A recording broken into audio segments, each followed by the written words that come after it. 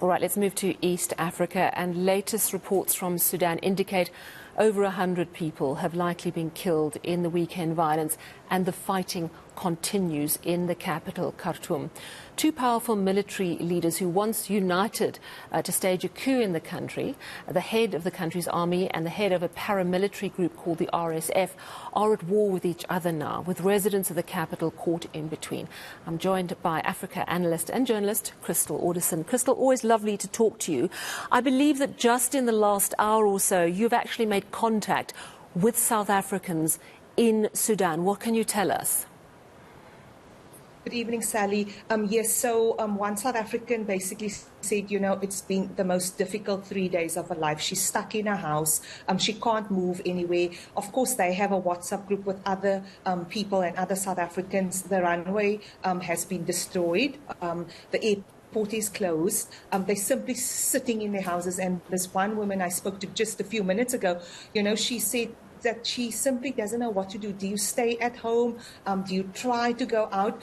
They were a bit worried because they didn't hear from the South African embassy, but the embassy has, however, reached out to them and saying, look, they're looking at all different aspects, including a possible evacuation.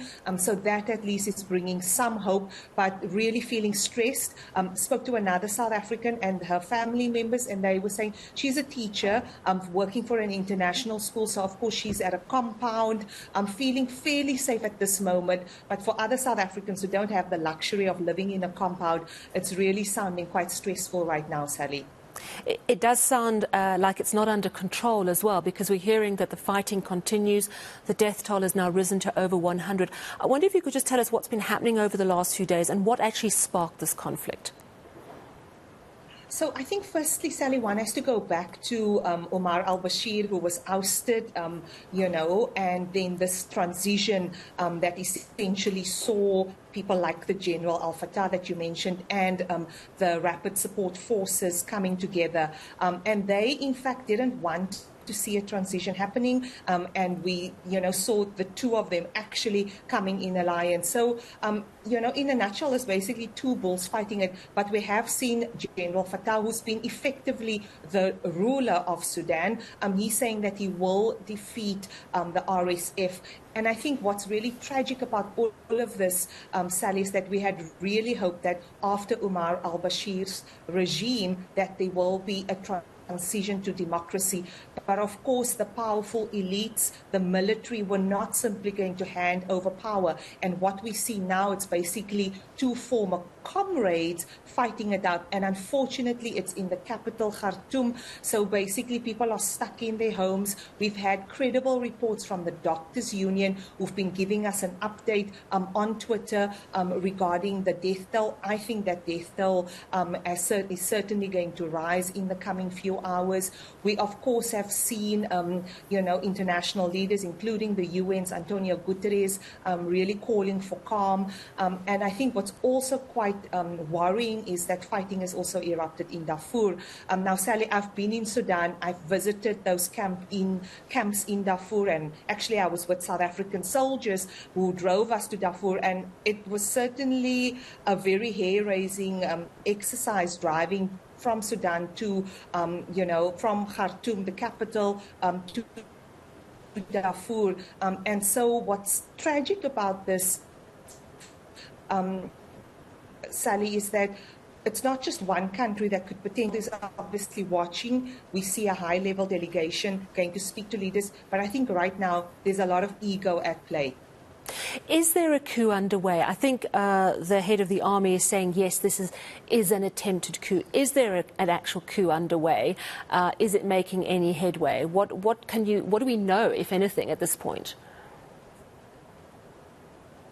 I think it's definitely an attempted coup, but I think the general, because he's been in power for so long and there's different alliances and allegiances at play, and so for now, the general is, trying to essentially stay in power. But I do think the fact that we're seeing these attacks in the city, I mean, it's bombardment, it's stealing of medicines. I think that the RSF is simply not going to give up.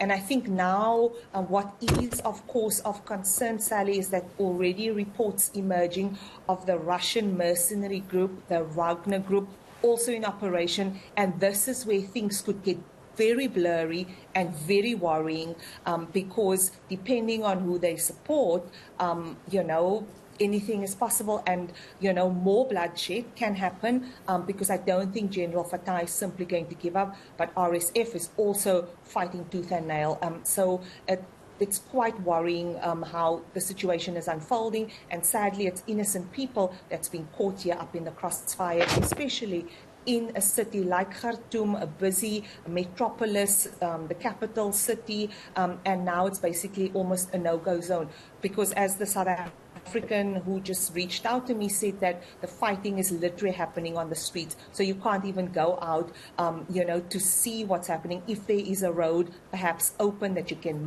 go to another person that you know, so that you're not alone, it's happening on the streets, and that is quite concerning. So you said the airport's been closed. I think communication was shut down for a period as well, but clearly it's up again that you've had contact.